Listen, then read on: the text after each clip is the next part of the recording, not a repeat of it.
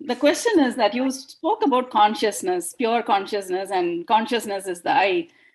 So what is subconsciousness? Is this the same or is it different? How, I just wanted to, they equally use that word. So. Okay. So the problem with the English language, you'll have to know, analyze the class of language skills for understanding this. English uses the word consciousness for even cognitive skills. See, that's why we struggle hard to explain Vedanta in English by using the word pure consciousness, right? The pure consciousness is an enabler. It's an enabler even for knowledge, enabler for memory, enabler for recognizing the I in me, bereft of all the adjuncts. When you get up in the morning, the first thing that comes to mind, I told you in the last class, is the thought I. That I itself is disconnected from your body. For a moment, you will not know. I am a Sri or Purusha, I am a Hindu, you will not know that for a second. But like supercomputer minds travel so fast that quickly you start attaching yourself to all these things. So, from Vedanta standpoint, the pure consciousness is called Atman. Okay. Now, I also told you, when you are deep sleep state, Sushupti Avastha, who are you? Do you know that you have a body? Do you know your so-and-so's daughter, so-and-so's mother, sister? No, right? But did you exist or not? Yes. You existed. How do you know you existed? Next day you are getting up, right? You're getting up and recognizing. Yah pratya vijnayate. So, then next day when you recognize, recognition it is called. You recognize you existed through your deep sleep state when you went to sleep. That means you existed, but not as his body, not as his thought, not his mind, not his intellect, sense organs, right? That is called pure consciousness. Please write down. That's called Atman in Sanskrit, in Vedanta. Now, English language is very strange. They have mixed up the pure consciousness with the mind. That's why I was telling scientists don't accept consciousness. You go to any scientist, they don't accept consciousness. They think consciousness is a product of the mind. That's what they think. Very nice subject, metaphysical. Okay, anyway, coming to the point. Scientists don't accept. That is why science and biology and medicine, all those people have taken the consciousness to be associated with the mind. And then they break this consciousness into various levels. Consciousness, which is externally aware of things in the world, which is perception of the entire world. One consciousness. Then there's a subconsciousness, something that is not immediately recollectable or recognizable, but comes on some tickling or pricking or something, it will come. Subconsciously, it is there, that will come. Some point it will come with a lot of gusto. There, subconsciousness. Something called a subconsciousness, which we will discover very rarely. Sometimes it manifests as dreams, or sometimes it manifests special situations. Sometimes when people go to deep meditation, they discover certain things that is there in the subconsciousness. So, if you follow what science is saying, consciousness, subconsciousness, subconsciousness, it has to do with awareness, knowledge, memory, and retentive power. Write down these four. So, as per popular, what you call the terms they use, the consciousness is nothing but memory, mind stuff. The total conglomerate, all the thoughts that have been accumulated and present in this brain or so-called whatever you have got, the storehouse of memory, chittam we say in Sanskrit. In our Vedanta, we split the mind into four different aspects. Chittam, buddhi, manaha, ahankara. The chittam is called as mind stuff or the storehouse of all your knowledge or memory.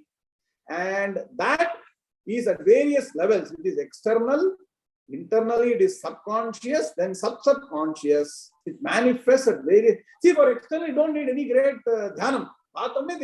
You see in the eyes, you know what is it, right?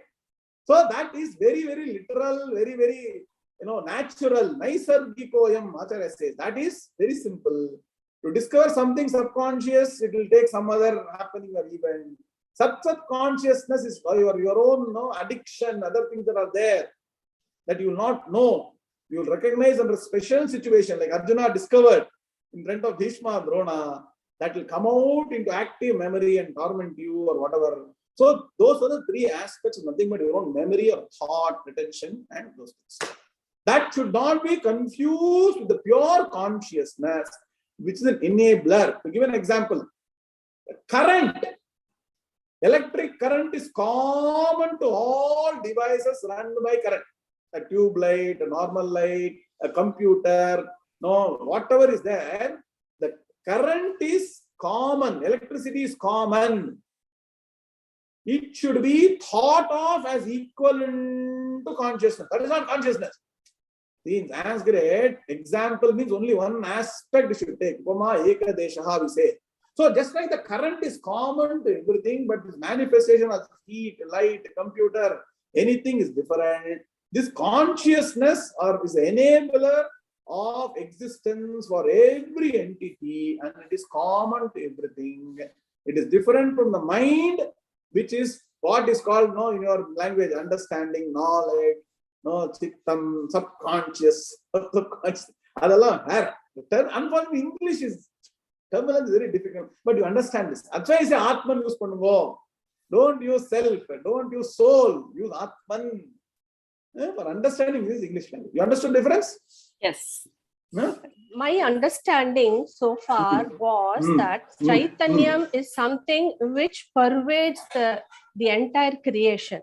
Yes. Irrespective of whether that thing is Chetana or Achetana, like sentient or non-sentient being, the Chaitanyam pervades everything. And the reason why we call something is Chetana or something is Jada is because of the limitations of its upadhi to express, to feel, to react, to respond, to interact. That was my understanding. But today I thought in our class, I understood, please correct me if I'm wrong, that something is Jada if that Chaitanya goes away. That is where now I got a bit confused. First of all, since you have studied a bit of Vedanta, which I see you have studied a bit of Vedanta, Pranam itself is Jadam. So write down that. Okay. Prana Shakti is not Chaitanyam. So that you are very clear about it. Prana itself is Jadam. Okay. Now, this Shuddha Chaitanyam, what we say is pervading everywhere. If you say it is pervading everywhere, what is the use? Air is there everywhere. Until air goes into your body as prana, inhalation and exhalation, you are not going to live, correct? Similarly, yes, pure consciousness, Atman, Brahman is everywhere. Sarva Vyapi, all that will come. When I study Gita, all that is going to come. But how do you recognize that? If I say it is everywhere, how do you recognize? So the method of teaching says that first you teach the Atma Tattvam as being present in a conscious entity which is different from Jada. First point. Now, if Atman or consciousness is everywhere, how come it is not there in this? Because this doesn't react when I break, right? If somebody comes and breaks your hand, will you react or not? That means something is there within you which is not there in this pen. And that consciousness which is inside your body is called as reflected consciousness. The consciousness present everywhere around is Ashabdam, Asparsham, Arupam, Avyayam. It has no connection with action. But you are able to do action because of some consciousness present in you, which is reflected by your mind, and it is spread all over internal body. Point one. Please note down all these things. Second point, this Atman or Brahman has got three aspects for your understanding. Once again, it is not the way you should really literally take it. One is called the Sat principle, called existence principle. Second is called the Chit principle, called the consciousness principle. The third is called the Anandam principle, called bliss, absolute bliss. So it is not that there are three different things. It is called Swarupa Lakshanam for once again understanding. You go to postdoctoral Vedanta, I'll explain differently. For a beginner, Vedanta is told differently. So three aspects of Brahma Tattvam or Atma Tattvam is called Swarupa Lakshanam, is called Sat, Chit, Anandam. So when you say the Atma Tattvam exists in this particular pencil or any Jadavastu, the Sat aspect, existence aspect of Brahman is there everywhere and also part of this pen. Without that, the pen also cannot exist. Without the Sat is the existence is not the nature of the pen. Existence is borrowed from Brahman. So the existence principle, which is actually Atman, is present in the pen. And so the pen exists, a pencil exists. So in a plant, which reacts to light and other things, the Brahman or Atma Tattvam manifests as Sat and Chit, consciousness principle and existence principle. And so you recognize two aspects, only one entity, but for understanding all these things. Okay, that is manifested in a plant. When you come to a human being and then higher beings, the same Brahman manifests as Sat, Chit and Anandam. So the Anandam also is not from your own body, your son, daughter, your gulab jamun, everything. Anandam, the source is only Brahman or Atman. Satchidananda Swarupam, the source of everything, existence, consciousness, and bliss. So when you study Vedanta in detail, understand, and more clarity you will get. The first way to introduce the Atman is to say that the consciousness is present within you as reflected consciousness. So that you start cognizing this consciousness, and that is why you start the first day lesson, LKG lesson, just started. Please go ahead. In today's description of examples of Drik, Drishya, Vivekaha, it makes the term Atmanyanam a bit paradoxical to me. Okay. Because the examples I heard were, for example, a pencil is external to me, it is not me. Correct. Correct. I also thought I heard you say, if I know something, it is not me. Correct. So if I take the term Atmanyanam literally, it is knowing Atman, which is probably, it's too literal a translation, and that's not the experience. So Correct. I just wanted to get a clarity there. Very good, very good, excellent. So I believe you are coming for the Taittiriya Upanishad class, right? Yes. Yes or no? Huh? Yes. Yes. In that there is one mantra. I hope you remember all these things. Yeto vacho nivartante aprapya manasa saha anandam brahmano vidwan nabibheti kadachaneti. The mantra, I hope you remember that. It comes twice in Anandavali. What does it mean? The Atman is something that cannot be comprehended by the mind. Atman is something that cannot be explained by words. Eto vacho nivartante. That principle from which the words return without being able to explain. Aprapya manasa saha, which tattvam the mind cannot comprehend. There is no way you can say that I have literally known the Atman like the way I know the pen. Are you getting the point? Yes. So there is no way you can say, apply that law to the Atman, that I know the Atman, so I am not the Atman. Right. You are knowing the Atman because of Atman. Right. So you can never separate the subject object from the Atman. As an Atman principle, you cannot separate subject object. At that place, the object merges with the subject. Okay. In fact, the word Atman in Sanskrit purely means I.